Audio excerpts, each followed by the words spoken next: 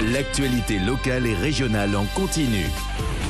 Grand Lille TV, toute info.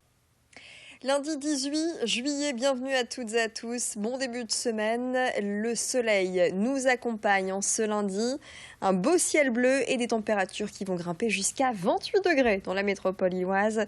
29 degrés attendus demain. Après-midi, un thermomètre qui monte, donc profitez-en. L'actualité de ce début de semaine et l'attentat survenu à Nice jeudi dernier a relancé les préoccupations sécuritaires. L'état d'urgence est d'ailleurs prolongé de 3 mois. Près de chez nous, la question de la sécurité se pose également, notamment en vue de la braderie de Lille. Événement qui rassemble tout début septembre 2 à 3 millions de personnes dans les rues de la capitale des Flandres. Pour l'heure, la ville de Lille n'envisage pas d'annulation tant que le préfet ne décide pas du contraire. Écoutez l'adjoint au maire en charge de la sécurité au micro de Marine Kijek.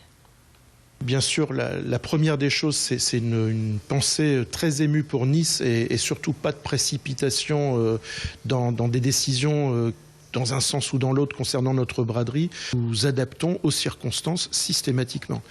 La braderie est sécurisée par d'importants effectifs de police présents au sol, sur le territoire, par une vidéoprotection dans les points, on va dire, les plus denses de passage, par un ou plusieurs hélicoptères qui sillonnent le ciel.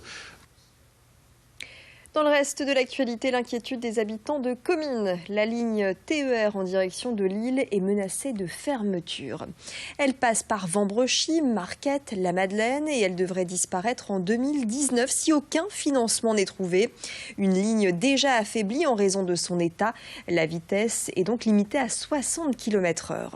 Hors période estivale, seuls 2 allers-retours sont assurés par jour.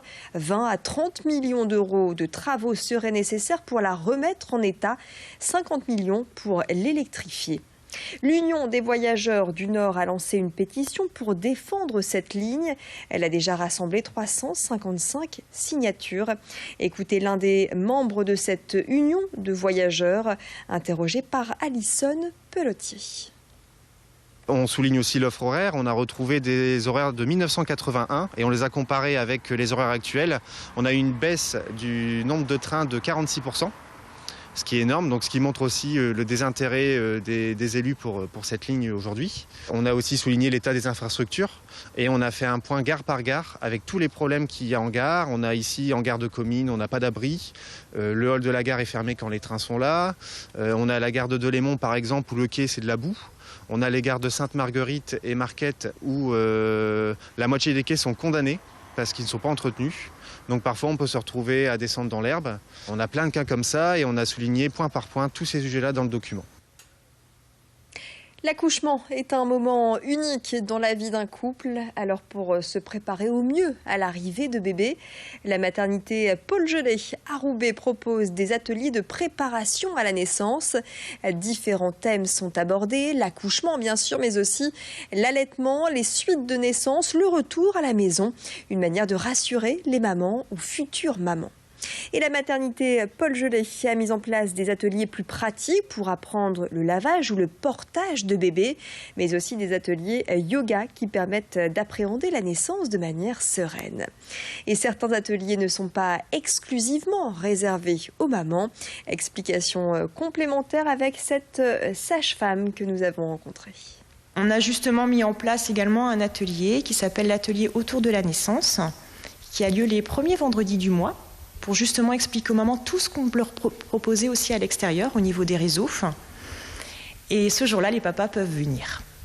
Donc c'est un moment où voilà, ils peuvent enfin exprimer un petit peu leurs questions, leurs doutes.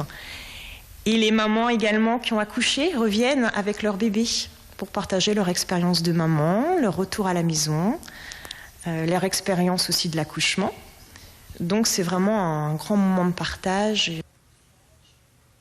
À 25 ans, il a choisi de sauter le pas et de monter sa propre affaire après une licence de commerce et un master en économie-gestion. Et il s'occupe de tout à votre place. Il y a 3 mois, Sofiane Temar a ouvert son agence Boulevard de Fourmies à Roubaix. Il se charge de l'ensemble des démarches à effectuer pour obtenir une carte grise auprès de la préfecture.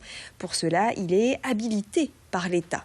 Un gain de temps pour les automobilistes qui changent de voiture. Après quelques mois, les retombées sont plutôt bonnes et le bouche à oreille fonctionne. Le jeune entrepreneur roubaisien espère développer cette activité dans d'autres villes ou départements.